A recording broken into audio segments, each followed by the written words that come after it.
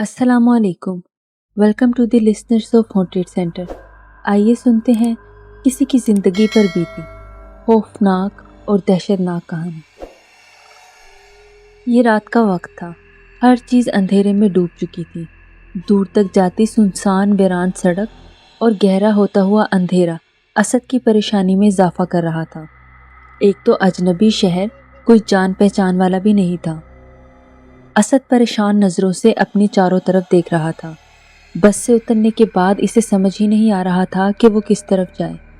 गुर्बत ने असद को शहर आने पर मजबूर कर दिया था। गांव में कोई ऐसा काम था ही नहीं जिससे वो अपनी माँ और छोटे बहन भाइयों की कफालत करता। वालिद कम उम्री में ही फोत हो गए थे। अब असद ही घर का बड़ा था। असद बैग उठाए अनजाने रास्ते की तरफ चलने लगा। बढ़ते हुए अंधेरे की वजह से इसे रास्ता दिखाई ही नहीं दे रहा था कि वो किस तरफ जा रहा है। चलते चलते इसका पैर किसी पत्थर से टकराया था और वो मुंह के बल गिर गया था। इसने गौर किया तो वो कोई कब्र थी। असद के तो बदन में सनसनी सी दौड़ गई थी। वो जल्दी से घबराकर कपड़े झाड़कर खड़ा हो गया। वो उस वक्त किसी कब्रिस्तान में खड़ा था। वो घबराकर जल्दी जल्दी आगे बढ़ने लगा। चांद की हल्की हल्की रोशनी में अब वो बहुत देखभाल कर चल रहा था और तेज तेज कदम उठा रहा था ताकि वो कब्रिस्तान की हदूद से बाहर निकल आए। अचानक एक आदमी ने पीछे से असद को आवाज़ देकर कहा, बात सुनो बेटा। अपनी पुश्त पर किसी मर्दाना आवाज़ पर असद इतना खौफजदा हो गया कि पीछे देखे बगैर ही तेज तेज दौड़ने लगा। भागते भागते वो कब्रिस्तान की हदूद से बाहर निकल आया था जब इस आदमी ने एक बार फिर असद से कहा, अरे बेटा बात तो सुनो। असद रुककर इस आदमी को देखने लगा। इसने बताया, डरो मत, मैं इधर ही का रहने वाला हूँ। वो बड़ी उम्र का आदमी था और असद की आंखों में डर को देखकर कहने लगा, बेटा मैं यहाँ से गुजर रहा था कि मेरी नज़र तुम पर पड़ी। तुम इस जगह नए मालूम हो रहे हो। असद बोला, जी मैं गाँव से आया हूँ नौकरी की तलाश में, लेकिन मैं यहाँ किसी को भी नहीं जानता और मुझे रिहाइश का भी कोई अता पता नहीं। तब वो बूढ़ा आदमी बोला, बेटा रिहाइश की तुम फिक्र ना करो, यहाँ करीब ही में मेरा घर है।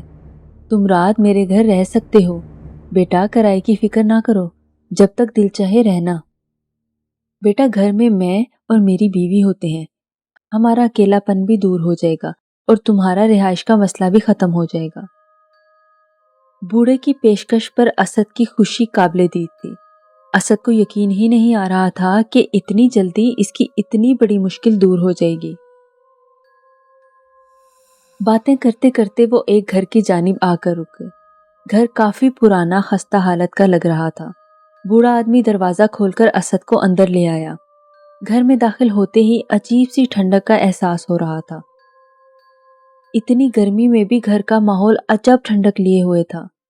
बड़ा सहन था जहां पर एक तख्त बिछा हुआ था।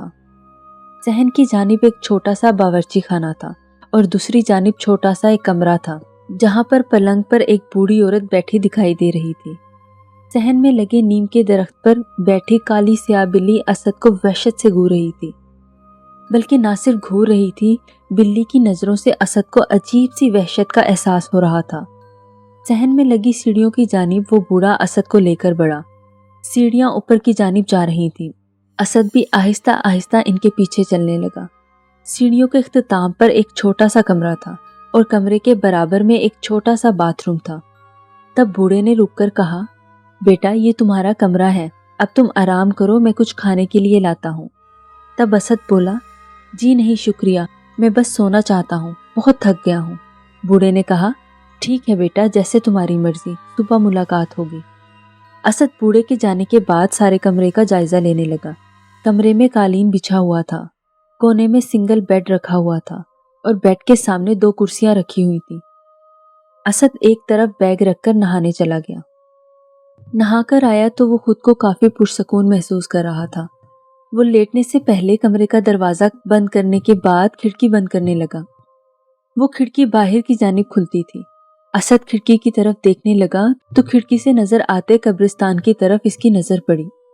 इसने घबराकर खिड़की बंद कर दी और बेड पर आकर लेट गया। थकावट थी इसलिए लेटते ही नींद की आगोश में चला गया। सुबह आंख इसकी दरवाजे पर होने वाली दस्तक से खुली। وہ جلدی سے اٹھا تو وہ بوڑھا اسے کھڑکی سے جھانکتا دکھائی دیا۔ بیٹا دروازہ کھولو۔ دروازہ کھولا تو وہ بوڑھا ہاتھ میں ناشتے کی ٹرے لیے کھڑا تھا۔ بیٹا ناشتہ کر لو، اس نے ٹرے سامنے رکھ دی۔ ناشتہ کرنے کے بعد اسد سو گیا۔ رات کو اسد باہر کہیں جا رہا تھا جب اس بوڑھے آدمی نے پوچھا، کہاں جا رہے ہو بیٹا؟ اسد نے کہا، جی میں بازار جا رہا ہوں کچھ کام سے۔ بوڑھے نے کہا، وقت دیکھو بیٹا، اتنی رات کو جاؤ گے اور حالات بھی ٹھیک نہیں، تم ایسا کرو کل چلے جانا، ابھی تو میں تمہیں دروازہ کھولنے کی بھی اجازت نہیں دے سکتا۔ اسد یہ سن کر چپ چاپ اپنے کمرے کی جانب بڑھا۔ اچھی مصیبت ہے یار، ابھی تو رات کے 9 ہی تو بجے ہیں، کیسی مصیبت ہے کہ اب میں باہر بھی نہیں جا سکتا۔ اسد بیڈ پر آ کر بیٹھ گیا۔ اسے ویسے تو کوئی پریشانی نہیں تھی، لیکن اس بوڑھے میاں بیوی کی روک ٹوک پر اسے غصہ آ رہا تھا۔ بستر پر لیٹ لیٹ کر وہ بیزار ہو گیا تھا تو چوری سے قبرستان کی طرف کھلنے والی کھڑکی کھول کر باہر دیکھنے لگا۔ سامنے قبرستان نظر آ رہا تھا۔ وہ کافی سنسان علاقہ تھا، آبادی بھی بہت کم تھی۔ اسد نے قبرستان کی طرف دیکھا تو 2 لڑکیاں اسے نظر آئیں جو قبرستان سے گزر رہی تھیں۔ وہ 2 لڑکیاں اسد کی طرف دیکھ رہی تھیں اور ہاتھ کے اشارے سے اسد کو بلانے لگی۔ اسد بہت حیران ہوا کہ اتنی رات گئے لڑکیاں یہاں کیا کر رہی ہیں۔ اسد نے ڈر کر فوراً کھڑکی بند کر دی اور سو گیا۔ رات بھر اسے گھبراہٹ ہونے لگی، ساری رات جا کر گزاری، کہیں فجر کے وقت جا کر اس کی آنکھ لگی۔ دوسرے روز وہ کام سے واپس گھر آ رہا تھا، پیچھے سے 2 لڑکیوں نے اسد کو آواز دی۔ اسد رک کر ان لڑکیوں کو دیکھنے لگا۔ پیچھے وہی 2 لڑکیاں تھیں جنہیں کل رات اسد نے کھڑکی سے باہر قبرستان میں دیکھا تھا۔ ان میں سے ایک لڑکی بولی، ہم نے تو آپ کو ہاتھ ہلایا تھا، لیکن آپ نے تو ایسے ڈر کے کھڑکی بند کر دی تھی جیسے ہم دونوں کوئی چڑیلے ہیں۔ اب اسد کی اکثر آتے جاتے ان لڑکیوں سے ملاقات ہو جاتی۔ جس وقت اسد کام پہ آتا تھا تو وہ لڑکیاں بھی اسی وقت اکیڈمی سے پڑھ کر آتی تھی۔ اسد کو شوخ و چنچل سی صبا اچھی لگنے لگی تھی۔ اب اسد اور صبا ایک دوسرے کے قریب بھی آ گئے تھے۔ ایک بار صبا نے اسد سے رات کو ملنے کی فرمائش کی، تب اسد بولا، صبا تم میرے مالک مکان کو نہیں جانتی، شام کے بعد وہ مجھے گھر سے نکلنے ہی نہیں دیتے۔ لیکن پھر بھی اسد ملنے کی حامی بھرتے ہوئے گھر چلا آیا۔ وہ دونوں بوڑھے میاں بیوی سونے کے لیے کمرے میں جا چکے تھے۔ اسد نے صحن میں لگے درخت کی جانب پلٹ کر دیکھا تو وہاں وہ بلی بھی موجود نہیں تھی۔ سکھ کا سانس لیتے ہوئے دروازہ کھولا اور وہ باہر چلا آیا۔ وہاں صبا اس کا انتظار کر رہی تھی۔ صبا اسے سامنے قبرستان میں لے آئی تھی۔ اتنی رات میں اسد قبرستان جاتے ہوئے ڈر رہا تھا۔ صبا اسے اپنے بارے میں بتانے لگی کہ میں اور وہ میری دوسری لڑکی ہم دونوں سہیلیاں ہیں اور دوسرے شہر سے تعلیم کی غرض سے یہاں آئی ہیں۔ باتوں باتوں میں وقت کا پتہ ہی نہیں چلا کہ اسد نے گھڑی میں ٹائم دیکھا تو رات کے 2 بج رہے تھے۔ اف، اتنی دیر ہو چکی ہے۔ اسد گھبرا کر کھڑا ہوا اور صبا کو خدا حافظ کہہ کر گھر چلا آیا۔ گھر میں داخل ہوتے اسد کی نظر درخت پر بیٹھی بلی پر پڑی۔ بلی اسد کو ہی گھور رہی تھی۔ وہ کرایہ دار بوڑھی بھی جاگ رہی تھی۔ اسد کو گھر میں داخل ہوتے ہوئے دیکھ کر بولی، تم کو منع بھی کیا تھا اتنی رات پر گھر سے باہر رہنا ٹھیک نہیں ہے، پر تم ہو کہ سنتے ہی نہیں ہو۔ اسد بولا، اماں جی میں معافی چاہتا ہوں، لیکن آج کے بعد آپ کو شکایت کا موقع نہیں ملے گا۔ اسد کے یہ الفاظ اس کے منہ میں ہی رہ گئے تھے، کیونکہ وہاں تو کوئی موجود ہی نہیں تھا۔ وہ اماں اچانک غائب ہو گئی تھی۔ اسد خوفزدہ نظروں سے ادھر ادھر دیکھنے لگا۔ اسد نے سوچا، ارے یہ کیا ہو رہا ہے میرے ساتھ؟ وہ گھبراتا ہوا اپنے کمرے میں چلا آیا۔ اسد کو اچانک لگا کہ اس کے پیچھے پیچھے کوئی آیا ہے۔ اس نے آگے پیچھے بھی دیکھا مگر کوئی نہ تھا۔ گلاب کی تیز خوشبو سے محسوس ہو رہی تھی۔ وہ جو کہ بستر پر دراز تھا گھبرا کر اٹھ بیٹھا۔ نسوانی کہہ کے اس کی سماعتوں سے ٹکرائے۔ کون ہے؟ کون ہے؟ اسد نے ڈرتے ہوئے پوچھا۔ وہ خوفزدہ اپنے چاروں طرف دیکھنے لگا مگر وہاں کوئی نہ تھا۔ پوری رات اسے لگا کہ کوئی نسوانی ہاتھ اسے سر سے ہلا رہا ہے۔ فجر کے وقت تک یہی سب ہوتا رہا۔ رات کو اسد کی ملاقات صبا سے ہوئی۔ صبا اسد کو دیکھ کر بولی، کاش ایسا ہو کہ میں تمہاری دلہن بن جاؤں۔ اسد نے کہا، فکر مت کرو، تمہاری شادی صرف مجھ سے ہی ہوگی۔ میں کچھ دنوں تک اپنے گاؤں جاؤں گا تو تمہاری اور اپنی شادی کی بات کروں گا۔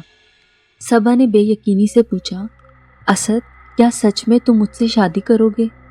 تب اسد بولا، ہاں صبا، میں وعدہ کرتا ہوں کہ تم سے ہی شادی کروں گا۔ گھر آ کر اسد بیگ پیک کرنے لگا کیونکہ پرسوں وہ گاؤں جا رہا تھا۔ آج رات بھی صبا نے اسد کو پارک میں ملاقات کرنے کا کہا۔ صبا سے رات کو ملاقات کے بعد پارک سے واپسی پر اسد کا پاؤں کسی پتھر سے ٹکرایا اور دھڑام سے نیچے گر پڑا۔ اس نے جلدی سے موبائل کی ٹارچ جلائی تاکہ راستہ دیکھ سکے۔ موبائل کی روشنی سیدھی قبر پر پڑی۔ اسد کی آنکھوں کے آگے اندھیرا چھا گیا تھا۔ قبر کی تختی پر لکھا تھا جہانگیر۔ اسد بڑی مشکل سے کھڑا ہوا تو اسی قبر کے برابر میں ایک اور قبر بھی تھی جس پر لکھا تھا نذیرہ جہانگیر۔ یہ دونوں قبریں ان دو بوڑھے میاں بیوی کی تھی جن کے گھر میں وہ اتنے دن سے کرائے پر رہ رہا تھا۔ اسد کو لگ رہا تھا کہ اب وہ بے ہوش ہو کر گر جائے گا۔ اسد کے پیچھے ایک قبریں بنانے والا آدمی آیا اور اس نے اسد سے پوچھا، بھائی کیا ہوا ہے؟ اسد نے بڑی مشکل سے پوچھا، یہ دونوں قبریں کس کی ہیں؟ اسد کے ٹوٹے پھوٹے الفاظ اس کے منہ سے نکل رہے تھے۔ تب اس قبریں بنانے والے نے بتایا، بھائی یہ دونوں میاں بیوی تھے، سامنے والے گھر میں رہتے تھے۔ آج سے 5 سال پہلے جہانگیر صاحب کے گھر میں ڈاکو گھس آئے تھے اور بے رحم ڈاکوؤں نے جہانگیر اور اس کی بیوی نذیرہ کو قتل کر دیا تھا۔ اسد نے ڈر کر اس گھر کی طرف دیکھا جہاں وہ اتنے دن سے رہ رہا تھا۔ اگر وہ بوڑھا بوڑھی مر چکے تھے تو وہ اتنے دنوں سے کس کے ساتھ رہ رہا تھا؟ اسد بھاگ کر گھر کی طرف گیا۔ مجھے کسی بھی حال میں ابھی کے ابھی یہاں سے نکلنا ہوگا۔ اسد خوف سے دھڑکتے دل کے ساتھ گھر میں داخل ہوا اور تیزی سے اپنے کمرے میں داخل ہوا۔ اپنا سامان پیک کر ہی رہا تھا کہ دروازے پر دستک ہوئی تو اسد مزید خوفزدہ ہو گیا۔ سیڑھی والی کھڑکی سے دیکھا تو سامنے صبا اور اس کی سہیلی کھڑی تھی۔ اسد صبا کو دیکھ کر حیران رہ گیا۔ اسد نے پوچھا، تم یہاں کیسے؟ صبا نے کہا، اسد میں بھی تمہارے ساتھ چلوں گی۔ اسد صبا کی یہ بات سن کر جلدی جلدی سامان پیک کرنے لگا۔ تبھی اسد کے دماغ میں جھماکا ہوا، صبا تمہیں کیسے پتا ہے کہ میں جا رہا ہوں؟ اسد پاس کھڑی صبا سے پوچھنے لگا۔ تبھی صبا کے ساتھ جو دوسری سہیلی تھی وہ بولنے لگی، اب ہمیں تم کو سچ بتا دینا چاہیے اسد، ہمارا تعلق جنات کے قبیلے سے ہے اور ہم سب مر چکے ہیں، صبا بھی، اور باہر صحن میں لگے درخت پر ہم بہت عرصے سے رہ رہے ہیں۔ جو بلیاں آپ کو دکھائی دیتی تھی وہ ہم ہی تھی۔ پہلے دن جب آپ نے اس گھر میں قدم رکھا تھا تو پہلی ہی نظر میں صبا آپ کی دیوانی ہو گئی تھی۔ میں نے تو صبا کو بہت روکا کہ ہم جنات لڑکیاں ہیں اور تم انسان ہو۔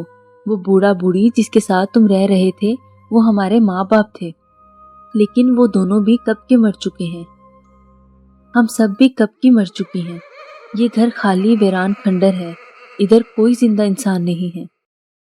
اسد کو لگ رہا تھا کہ کسی بھی وقت اس کے دل کی دھڑکن بند ہو جائے گی۔ اسد کا سارا وجود پسینے سے بھیگا ہوا تھا۔ اسی وقت سیڑھیوں سے وہ بوڑھا شخص نیچے آیا اور بولا، اسد تم کہیں نہیں جاؤ گے بیٹا، تم ہمارے بیٹے کی طرح ہو۔ اسد نے خوفزدہ ہو کر دروازہ بند کر دیا اور اندر کمرے میں بیٹھ گیا۔ یا اللہ پاک میری مدد کر، میں کہاں جنات میں پھنس گیا ہوں۔ اسد پھوٹ پھوٹ کر رونے لگا اور اللہ تعالیٰ سے مدد مانگنے لگا، کلمہ پڑھنے لگا، آیت الکرسی پڑھنے لگا۔ پوری رات وقفے وقفے سے دروازے پر ہونے والی دستک اور بوڑھے بوڑھے کی سسکتی ہوئی آوازیں سنتا رہا۔ وہ جنات ساری رات کمرے کا دروازہ بجاتے رہے۔ باہر دروازے سے صبا کی روح بولی، اسد تم نے مجھ سے وعدہ کیا تھا کہ تم مجھ سے ہی شادی کرو گے، تم ایسے کیسے جا سکتے ہو؟ میں تمہیں ایسے ہرگز نہیں جانے دوں گی۔ اسد مسلسل کلمہ پڑھتا رہا۔ فجر کے وقت آوازوں کا سلسلہ ختم ہوا۔ اسد نے دروازہ کھول کر نیچے جھانکا جہاں اب بالکل خاموشی تھی۔ وہ بیگ اٹھائے اندھا دھند سیڑھیاں اترتا دروازہ کھول کر باہر کی جانب بھاگا۔ وہ بری طرح اور تیزی سے بے بس بھاگے جا رہا تھا۔ بھاگتے بھاگتے سڑک کی جانب آتے ہوئے آسمان کی طرف دیکھا اور شکر کے آنسو اس کے گال پر تھے۔ اسے یقین ہی نہیں آ رہا تھا کہ وہ مرے ہوئے لوگوں کی حویلی سے زندہ بچ کر آ گیا ہے۔ یہ سوچ سوچ کر اس کے رونگٹے کھڑے ہو رہے تھے کہ وہ اتنے مہینے جنات کے ساتھ رہا ہے، اس کے بعد کبھی غلطی سے بھی اس علاقے میں نہیں گیا۔ لیکن 10 سال بعد ایک بار اتفاقاً کسی کام سے جب اسد اسی سنسان علاقے سے گزرا تو اتفاق سے اسی گھر کے پاس سے اس کا گزر ہوا۔ گھر کے پاس سے گزرتے ہوئے اس کے پورے جسم میں ایک سرد لہر دوڑ گئی تھی۔ آج 10 سال بعد بھی وہ گھر ویسے ہی ویران پڑا تھا۔ اسد کی نگاہ بے اختیار اسی کمرے کی کھڑکی کی جانب اٹھی جہاں اس نے اتنے مہینے قیام کیا تھا، مگر وہاں کے منظر نے اسد کو دہشت سے خوف زدہ کر دیا تھا۔ صبا کھڑکی میں کھڑی مسکراتی ہوئی ہاتھ ہلاتے ہوئے دکھائی دے رہی تھی۔ اسد نے خوف زدہ ہو کر اپنی نگاہیں ہٹا لی اور کلمہ پڑھتے ہوئے گاڑی کی رفتار تیز کر دی اور اس علاقے سے باہر نکل آیا۔ ایسی ہی دلچسپ اور خوفناک کہانیاں سننے کے لیے ہانٹڈ سینٹر کو سبسکرائب کیجیے۔